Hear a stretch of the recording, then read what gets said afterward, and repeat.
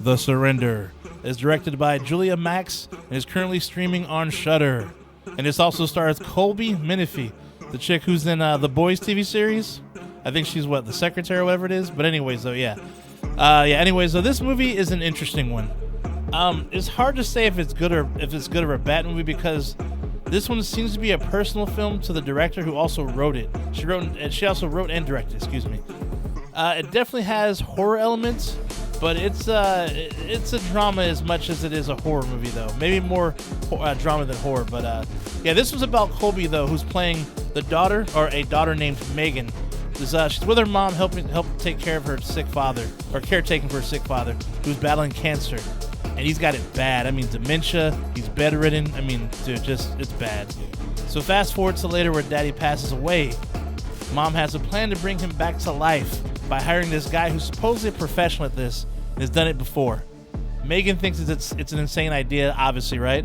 But tries to support her mom and helps her with all the rituals that need to be completed before this guy actually comes and actually starts getting this thing, this shindig going, basically. Now, before this guy arrives, right, they have to actually complete each task. They have to complete it to a T. It has to be done exactly correctly right, dude, or it won't work. I mean, to a freaking T, dude. No half-stepping at any of these tasks, or things could get very interesting in a bad way. And I'm sure you can figure out if things go awry or not. So, it's a horror movie, right? I'll say I enjoyed the movie. I mean, it's a bit of a slow burn, and fucked up shit really does happen, but it doesn't happen until about the third act, though. There's some flashes of scary parts throughout, for sure. I mean, actually, there's a part that scared the hell out of me, dude, because it was just so unexpected, dude. Very, very cool part, though. I'll say that for sure. Definitely, I didn't see it coming, which is cool. Those are always the best ones, right? When you don't see it coming in a horror movie. It's a well-made story with many dramatic beats and some scares and blood along the way. But yeah, this is more of a personal story about a family living a lie for years and all the bad shit coming to light all at once at present time. True feelings are revealed, and it's pretty ugly and sad, to be honest with you. Things were not as they seemed when Megan was a kid, and it's pretty sad and definitely some heavy shit, dude. Not that kind of heavy stuff, but just other heavy stuff in a different way, though. Not that kind of stuff. But yeah, like I said before, it's not exactly a horror movie, and since I believe it to be a very personal story, near and dear to the director, and I mean, there's horror in a few ways, I should say. I mean, by the scares and visuals for sure. And the overall plot, though, with this daughter finding out her life isn't exactly as great as she thought it was when she was younger, and the reveals are pretty hard hitting and just eye opening. I mean, just some great performances by the mother and daughter, though, man. I mean, made some great tense parts.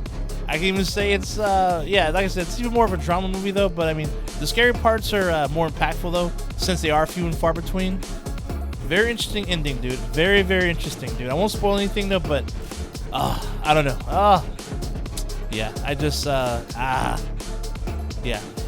But I'll say this, though. If you enjoy more drama with your horror than actual horror, though, this is definitely your movie for sure. I mean, I guess I can't say it's a bad movie, though, but I mean, if you're going in looking for, like, a gore fest and, just nastiness and just kind of shut your brain off, this ain't that kind of movie, though. Like I said, this is more serious in tone, but it's good. It's good, like I said. It's more story-based, but it's a good one. I'll give it that for sure. And speaking of that, I will recommend a movie that has similar vibes than this one, especially in tone, that I really enjoyed. It's called My Heart Can't Beat Unless You Tell It To. Two mysterious siblings find themselves at odds over care for their frail and sickly younger brother. I won't tell you what kind of horror movie it is, but it's pretty easy to find out, though, once you start watching it. A movie that's very somber in tone for sure, and the thing is, it's so well done, dude. I really enjoyed it, though. I mean, definitely, I'm a big, I'm into the big, gory, nasty stuff, though. But sometimes it's good to have one that's really story-based and just, this is just a really, really well-made, like, indie film, I guess you could basically say, with horror elements and also very good dramatic stuff, though, man. Oh, man. Yeah, it's just, and one thing I'll say about it, too, that I liked about this movie, though, it takes a very different approach to this specific horror subgenre, though, that works really well. Dude, I even have a review if you'd like to check it out. Boom, there it goes right there. Ding! But anyhow, though, that's all for today. Stay nasty, my friends, and I will see you at the next one. Shay Nasty out. I'll see you soon. Like and subscribe.